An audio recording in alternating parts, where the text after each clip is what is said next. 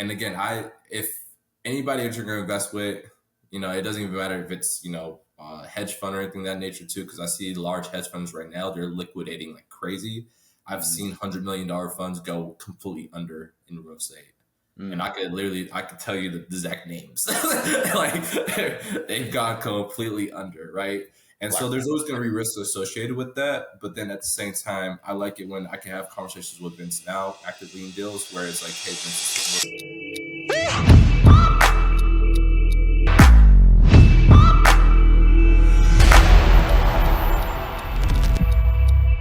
all right, welcome back, everybody, to another episode of the 1% Podcast. I'm your host, Vin, and I'm Shane.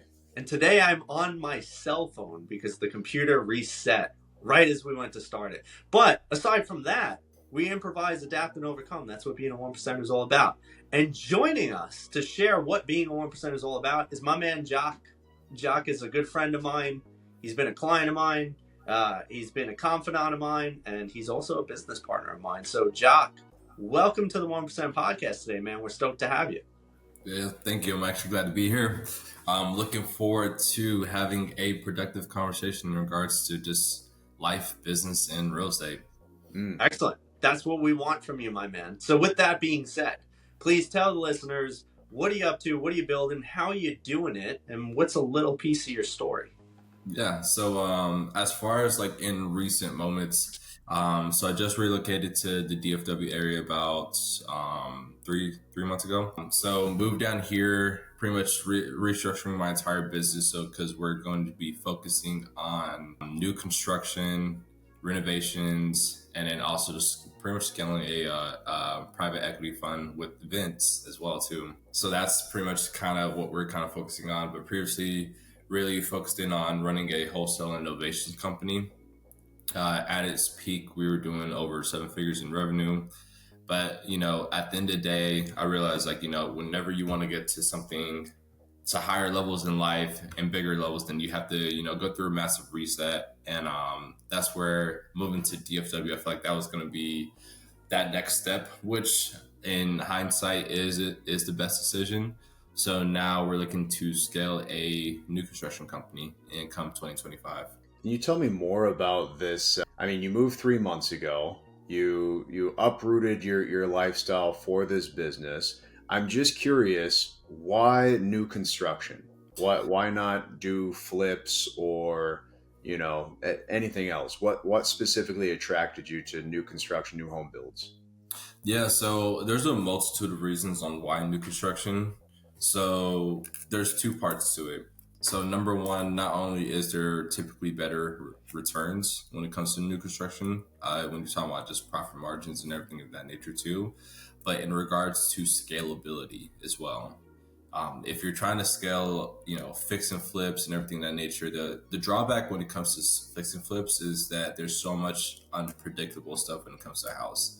Because until you open up the wall, you don't know if there's termites, you don't know if there's mold, you don't know the whole multitude of things. When it comes to new construction, you know exactly what you're dealing with. Once you get everything taken care of with the dirt, then okay, foundation, framing, siding, drywall, it's pretty much a replicable process. So if you look at even, following the smart money, that's why Wall Street bet big on new construction as well. And so, and I'm a firm believer, always follow the smart money. So if they're betting big on our new construction, there's a reason why. On top of that too, just because I also know I still want to additionally build a rental portfolio as well. And the same thing when it comes to, doing rentals. So, the drawback when you buy rental properties, if it's like an older property, is the fact that you can have large maintenance expenses as well. So like if you're cash flowing $200, $300 a month off of rental and you got to go replace the roof, that's a $8,000 to $12,000 expense. Now you're negative. You're in the negatives again, or if the HVAC has to go out, you're still in the negatives.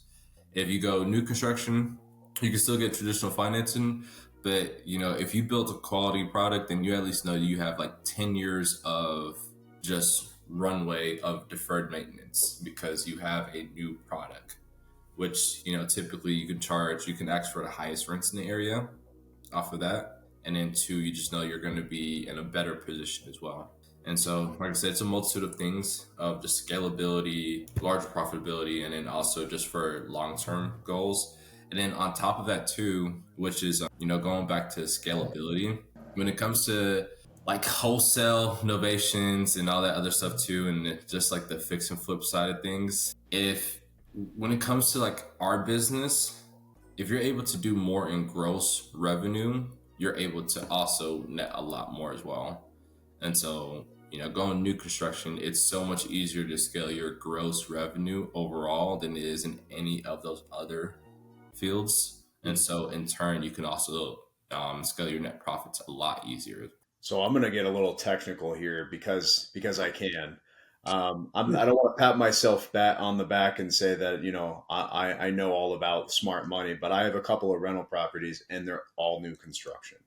So I want to get kind of technical on this one because if you're looking at from an investment standpoint, especially with interest rates on this, they're not treated as like you can't get traditional loans. You can't get traditional FHA loans. You have to essentially put a minimum of 20 to 25% down. And then same thing with interest rates. You're still looking at this day and age because it's not an FHA or it's a new home buyer, whatever it may be. It's an investment property. And especially in Texas, because I have one in Texas, they're treated a little bit differently. So I know for the loans, you're looking at anywhere right now, which always fluctuate, 6 to 8%. So my home that I bought in Austin, when we put it down, I had to put 25% down and my interest rate was 7.25. Here's the best part about it. It rented in 3 days. So new home construction, renters absolutely love it. 3 days, no joke. The property manager is going to take anywhere from 8 to 10% based on how good they are and how qualified they are to get somebody in there and yada, yada, yada. I'm not making any money.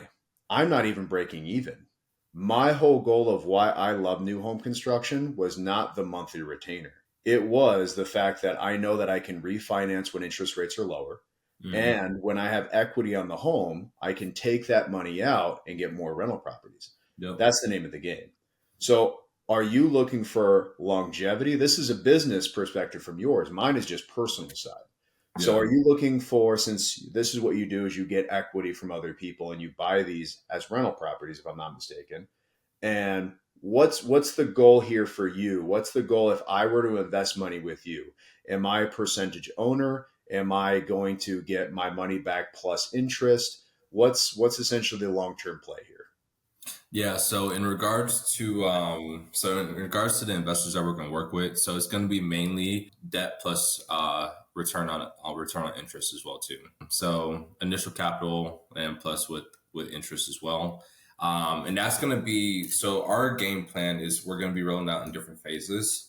So number one, we're going to be starting off with the new construction and resale. Just because that's number one, that allows us to build investor confidence, of course, and two, we're able to generate higher rate of returns for the investors as well. Now, with that, obviously, we will be able to, use the profits of that and then roll that into taking down rental properties as well.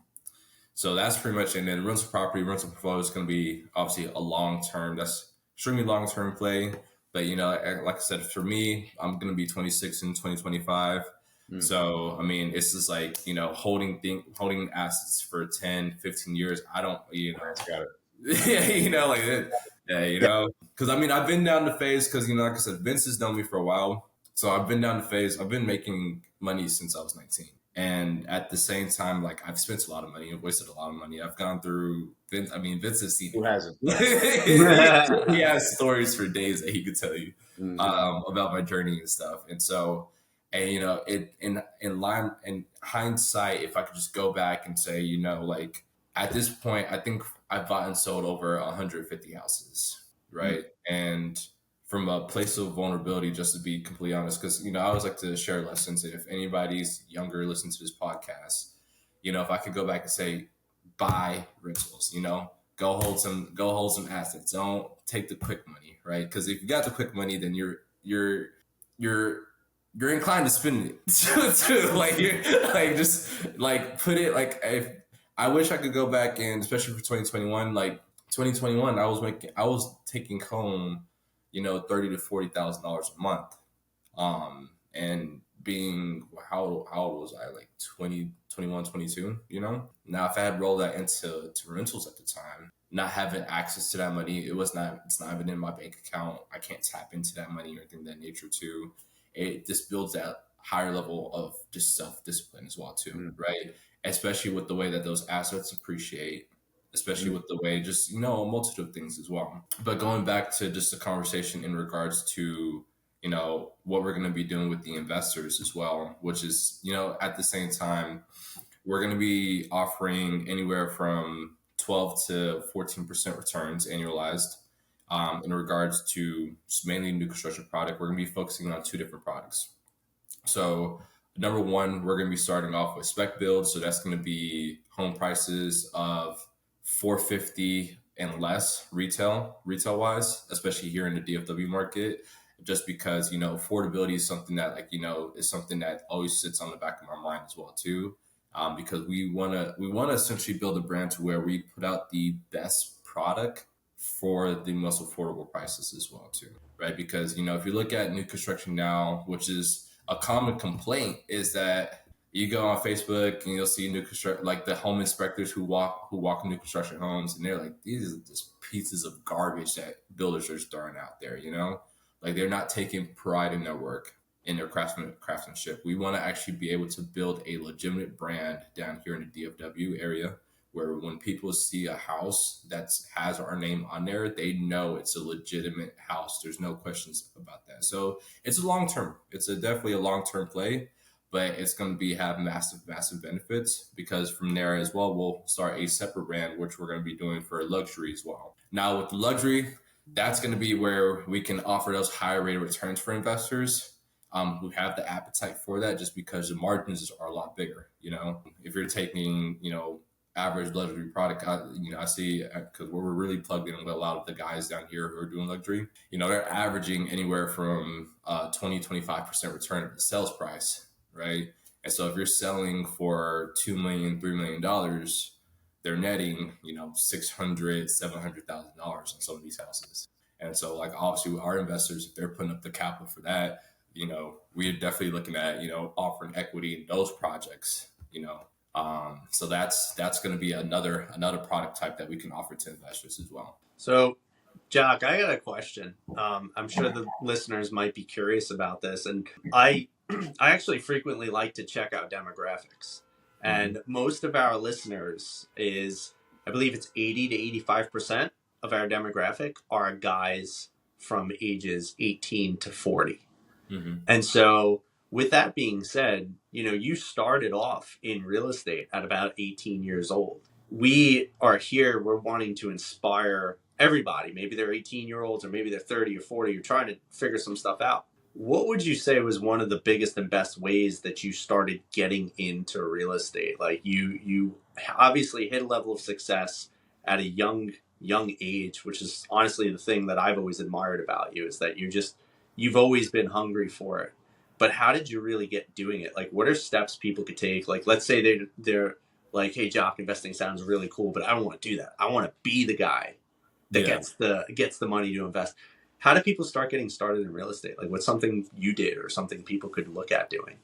Yeah, so 100%. So I did start. So I started when I was 19. Just to Sure. make sure I clarify everything, stuff of that nature. But so realistically, it's if I was to really be able to say, like, here's actionable steps for you to be able to take and get into real estate. Because the barrier to entry has gotten a little bit higher since, you know, when I first originally started than it is now, just because it's became a lot saturated as well.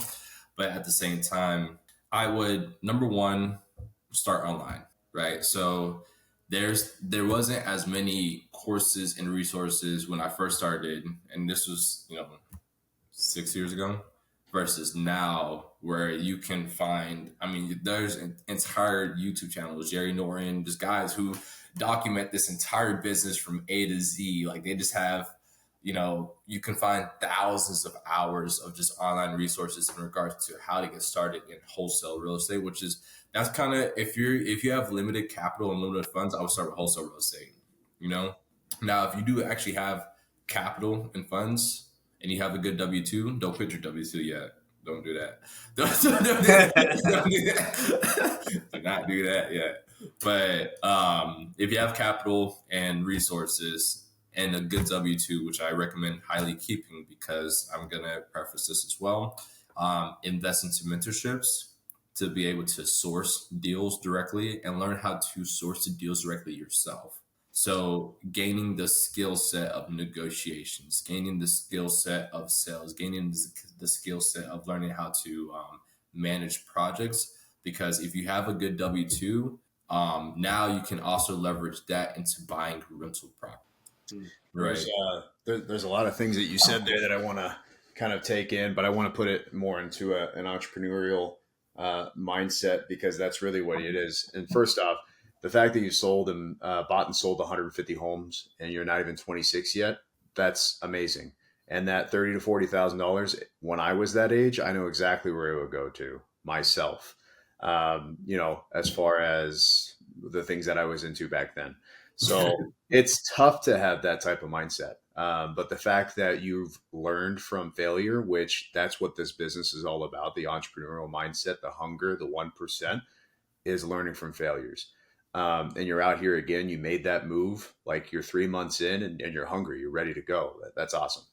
But from what you said is an amazing game plan. The reason why is because people who want to learn something should learn it from people who are already successful at it, so they don't have to recreate the wheel. Somebody's already built a foundation of success. Pay the money, learn what they do, emulate that, and make it better. That's the American way. Mm-hmm. That is very great advice that you just gave. Then take what you've learned, make it better, and do those exact things. The problem is 99% of those people don't do that. They end up paying, it's too much work, they don't want to put in the effort, and then they fall through, which is fine. The rest of us that are ready to do the work, which that really comes down to, are going to be the ones that are successful at it. Mm-hmm. So I just wanted to make a comment that, I really appreciated what you did say. That's great advice. There was one thing that I wanted to talk about here, as far as the two options that you're eventually going into. The interest for people who have the excess money that's going into. For an investor standpoint, the things that I never really appreciated from something like that is that you have to pay capital gains on. So if I came in with $100,000 and I was going to get a 12% interest on that, that $12,000 plus the money I have to get back, I also have to pay interest on the gains that I have to do.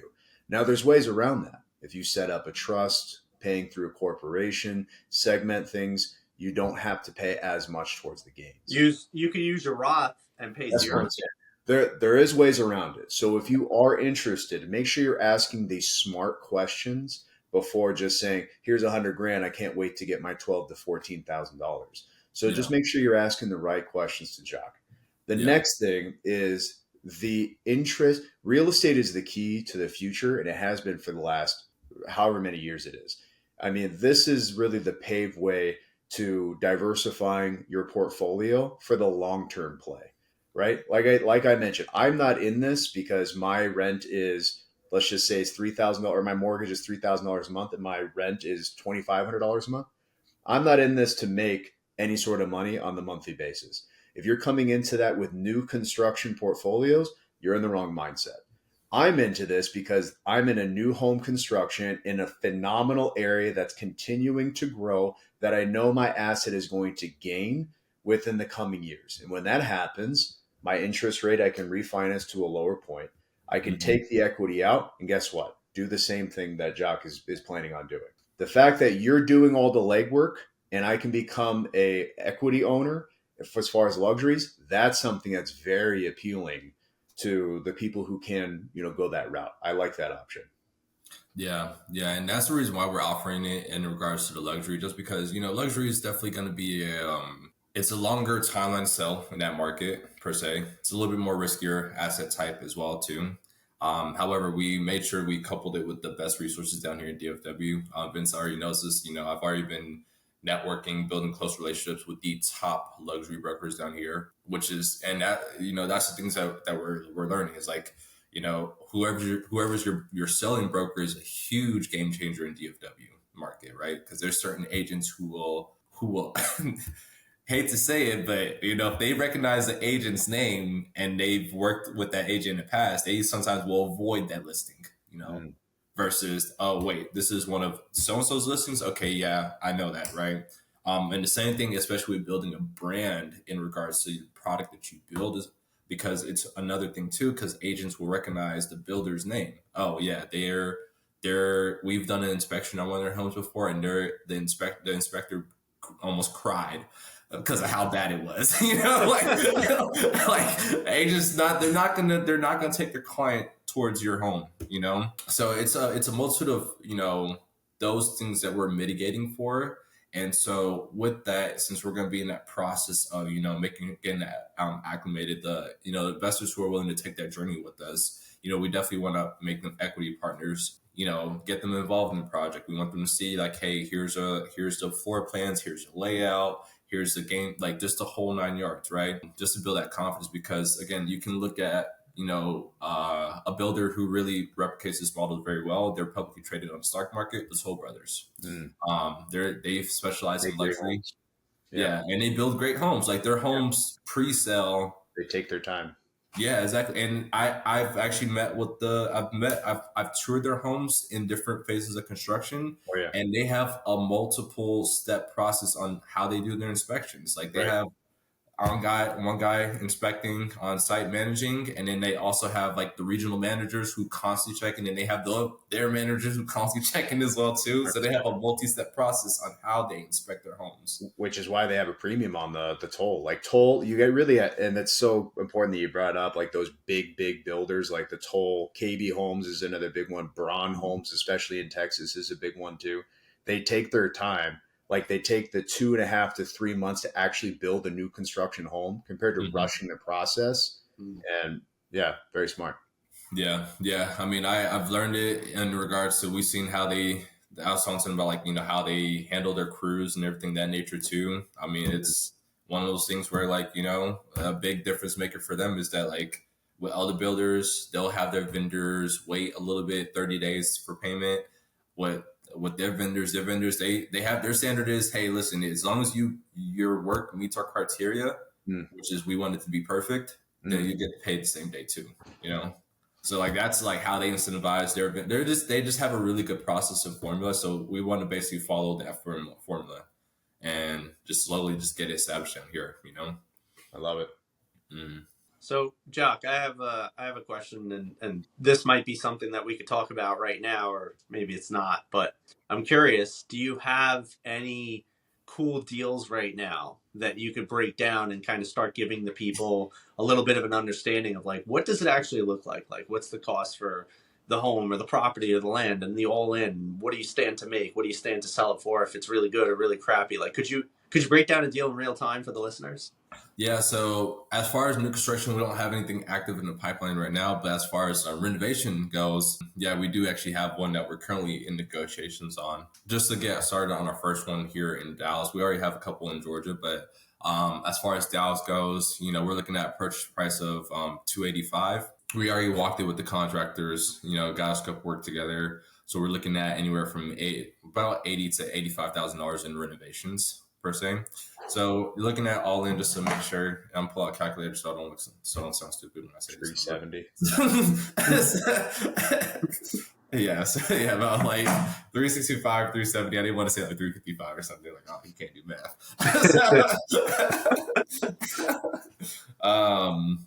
So 365, 370. And then we have exit sales price of anywhere from 475 to $500,000. And where do you get those numbers from? Is it based off recent comps from, Yeah. neighboring? Okay. Yeah, so we're pulling it from recent comps, and then on top of that as well, now we're also factoring our additional selling costs, just because we're gonna be about.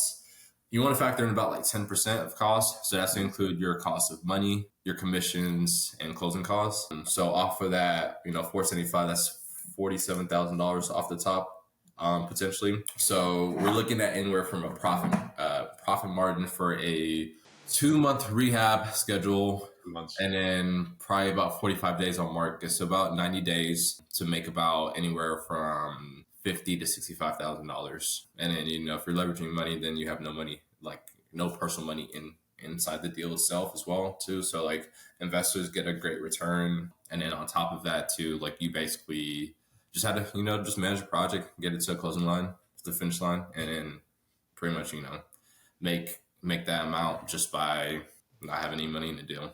So It's the crazy part about it, man. Right? mhm. Yeah, I mean, whatever side you're looking on, like everything's doing its part, but you bring the deal to the table. You find the contractors to do the rehab. You already have a good network of real estate agents who are going to promote, market, and sell the actual property. Me as an investor just get to sit back and wait for that text message. Be like, okay, here you go. Where do you want me to send your money?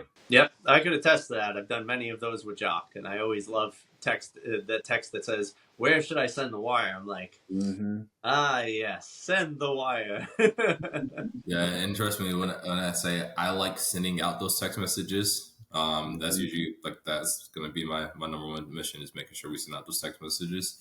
But at the same time, just to kind of preface this as well too, because again, it's real estate. It is a very very unpredictable industry as well too, because sometimes there's going to be slower markets. So right now we are in a little bit of a slower market as well. Yeah, exactly. And so I always love to attest to the type of relationships that we build with our investors, especially like, I'll just preface Vince because Vince has been invested in a couple of deals with me as well. So, we have a couple of deals where, I've turned around. I think the first time Vince ever invested with me, I think I sent him his money back the next week. Jock sent me like 10% in 6 days. Yeah, like literally, and it was because he had wired the money out, which and then we had ended up just getting the deal done in another way. But I wanted to show that investor confidence. But but at the same time, whenever we also have other projects that take a little bit longer than expected, right? And that also happens. And again, if anybody that you're going to invest with, it doesn't even matter if it's hedge fund or anything of that nature too, because I see large hedge funds right now, they're liquidating like crazy. I've seen $100 million funds go completely under in real estate. And I could tell you the exact names. Like they've gone completely under, right? And so there's always going to be risks associated with that. But then at the same time, I like it when I can have conversations with Vince now actively in deals where it's like, hey, Vince is taking a little bit longer, but he's like, Jock, like, listen, I trust you, Like That's all this is about, right? It's. I mean, you want the repeat buyers. The communication is so important. That's what this is all about, right? It's trust and communication. That's business in a nutshell, though, and that's why Ben's been a repeat buyer is because of that exact nature too. I love it. Right. Well, I could also attest too to the kind of man that Jock is, right? Like everybody's always hesitant, I think, to do their first deal. But obviously I've had the privilege of knowing Jock in the capacity of being a client of mine, as well as just, growing a friendship with him. And so, there would be times where we would be sitting there and he would tell me, he's like, I had to pay back investors, and I wound up losing money because I had to hold on to this property for so long, but I wanted to give them what I promised. And so Jock has always held himself and carried himself as a man of integrity, which when, one day I said, oh, hey, you're doing a deal. I have some money laying around. And he's like, oh, sure. And I was very still to that first degree of like, oh man, I'm hesitant because I'm getting into something I don't know. And even though I know Jock, I've never done this before. And so there's always a little bit of angst, but the comfort of knowing the kind of man that Jock is was the thing that always let me say, I'm just going to go in and we'll see how it goes.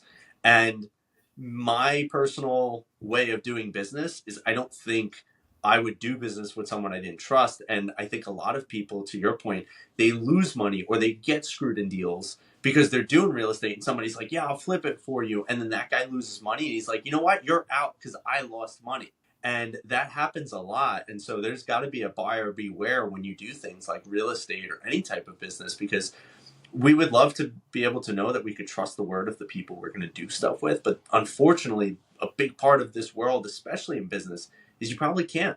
Yeah. And so, Jock, like my confidence has always been there in doing these investments with you. That's why we've done a few over the past few years, because I'm always open to it.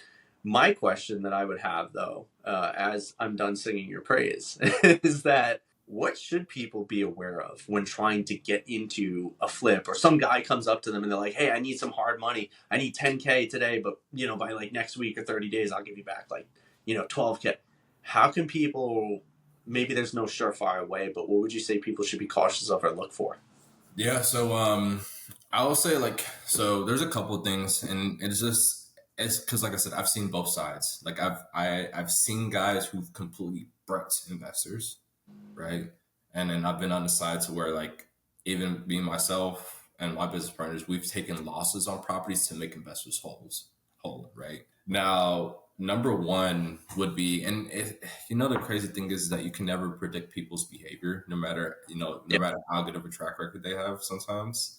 But track record does play a big part into it, but mainly like referrals, And when you when you talk to referrals too, make sure you ask the referrals if they got their money back, because sometimes these referrals are actively in it. Because I've seen one guy where, like, he said so many referrals, and they were talking highly of this guy, and I was like, "Did you get your money back yet?" They're like, "No, he just rolled into the other one."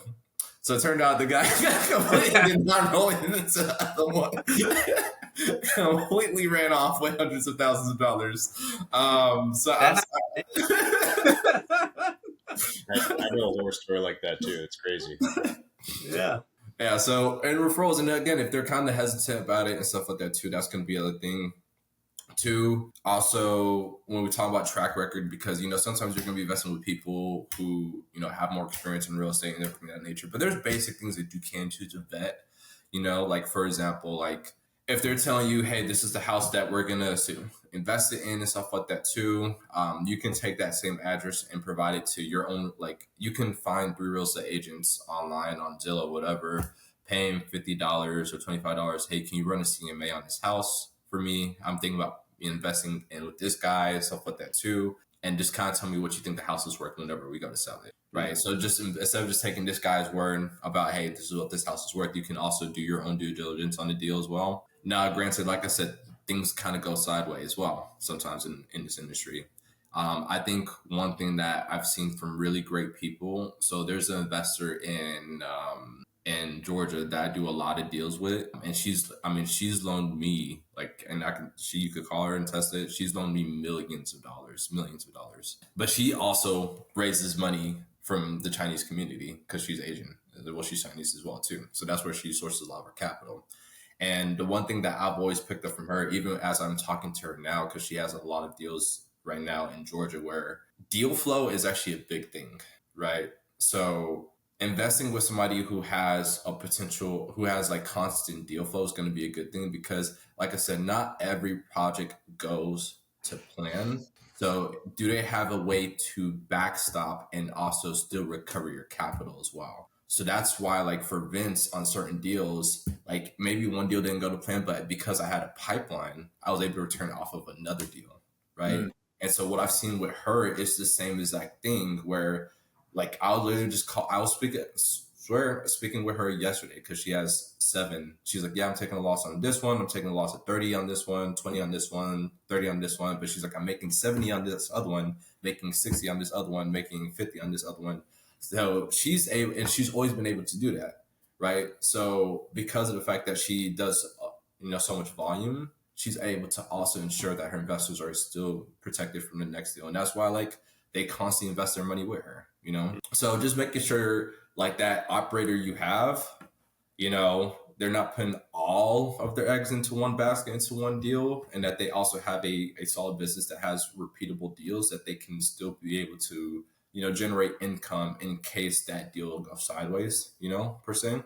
Yeah. And then just continue, because that's usually, I was listening to a podcast, like, the best way to get out of debt is to make more money. That's usually right.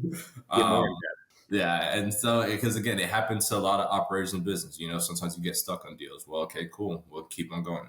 Go find some more deals. Don't wallow whatever. Like, continue to in the business as well. The next thing is just asking yourself, do I truly, like, trust this person? Is going to be a really big thing in regards to the investors that you work with. It's like, do I just truly trust them? If you feel kind of hesitant per se, I say trust your gut. Like, unless it's like 100% yes, because again, it's still going to be a risk regardless if you know the person or not. But yeah, those are going to be some ways that you can mitigate against that too. And then also, just me personally, honestly, like, checking on if they're married, checking on how their relationship is going.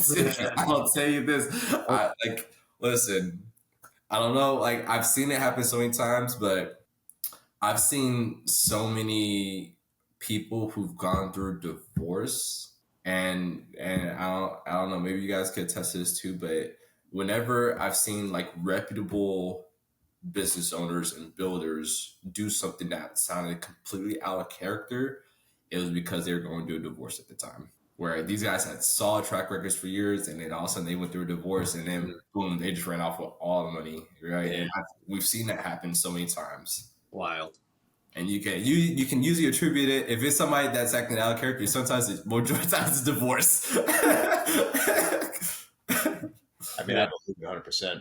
They're used to a certain lifestyle, and then when they're going through it and they need money quick, they're like, "Okay, well, here we go." Yep. Terrible. Mm-hmm. Wow. Those are really interesting tidbits, man. I think that people should always be cautious with their money. However, they should also be optimistic enough to take chances and really see what they can do, and honestly, trusted sources. So for anyone who's listening to this, I 100% vouch for Jock. I always have. Even when investors, he had investors or potential investors message me and be like, "What do you think about Jock?" I'm like, "You need to invest with him yesterday. If that man asked you for money, send it to him now." Like, I 100% always believe in you, and I always appreciate everything we do together. So, Jock, with that being said, we're getting close to the end here. I have two final questions for you, and one of them is this. Everybody that's listened to this before, and hopefully some of our newcoming listeners start to realize what we believe about the 1% is not that you have to be a billionaire, but more so that 1% is a way of life. It's about achieving something amazing and really striving and working towards that. Whether that amazing thing for you is being like a 1% cake maker or a father, it doesn't matter. We all have a 1% we're striving to achieve. What is your view or your version of a 1% life? What do you strive for? So it's funny. So like even so like I have like a I'm like because I'm looking at it right now, right? It's something that like I actually like strive for. It's like it's standard. My 1% is operating in the standard and getting to that point of operating in the standard that like ties into my entire life. So like I'll just read it off for you guys. So like this is what my ideal 1% life looks like, and it literally says, I'm attentive. I remember the small details about my loved ones. I go above and beyond for them. I give and show love, looking for nothing in return. I give grace as God extended that grace to me. I work diligently. I bring life to those around me. I move with discernment. I don't seek applause or sympathy. I am the man whose word carries more weight than gold. I'm disciplined. I show up across how I feel, especially for myself. I show up. I show up. I show up. I live life with spontaneous energy. I go when I'm told to jump. I make the lives of those around me better. I make the lives of those around me better. I had to emphasize on it twice. But and I make sure my cup is always full so I can give to those whose are empty. I allow God to speak to me even when it gets dark. I'm the man that even in the storm I remember I'm made for more. I'll always show up for myself. I understand I'm God's gift to the people around me. Also, I'm a man fluent in other languages, and I understand that God called me to be great. I'm my mom's answered prayer. So for me, that's like my 1% is like getting to that point to where I can literally say that I've become that person, because I know my life will completely reflect that as well. 100%. Well, I think the biggest thing is, especially that I always love to teach people, is that you are that thing. It's just a matter of the external world manifesting what you already believe in the internal world, because you can't change within and then have the exact same result without. Or so I should say is that you will have the exact same result without. You wouldn't get a different one. You wouldn't get a negative experience if you have a great one. So I absolutely love that. I bet some really cool mental performance coach helped you create that. With that being said, Jock, how can people connect with you? How can they find you if they're trying to get involved with deals? How can they get in touch with you, reach out to you, promote yourself here? Yeah, so pretty much you can shoot me a follow on Instagram, Enterprise J. On top of that too, in regards to getting in direct contact, you can shoot me email. It will be Jock, JACQUESP at yourres.org, so yourres.org, or just shoot me a text message as well. My phone number is in my Instagram bio as well, but it's going to be 404-918-5112. But yeah, you can reach out to me in those three mediums. Usually text and phone call is going to be the best. But yeah, I'm definitely looking forward to connecting with more people, investors, or anything of that nature too. Again, we're always, one thing when it comes to investors, I don't ever want anybody to feel pressured to work with us. I think a man who is calling you desperate for money is, that's usually a bad situation per se. So again, like that's a big thing for us. So if you just want to have preliminary conversations, just have introduction conversations, and that's we're always open to that too. Love it. Awesome, man. Well, thank you so much for joining us, sharing your experience, sharing your wisdom, your knowledge. Stick around for a minute afterwards. We got some stuff to tell you. But as always, guys, thank you for listening in. Please like, subscribe, share, follow, comment, tell a friend, tell 2 friends. Let us know what you think. Reach out to Jock, get in touch, start investing. This is not financial advice. And as always, we're the 1%. I'm your host, Vin, and I'm Shane. And that's my man, Jock. See you later, everybody. Bye, guys.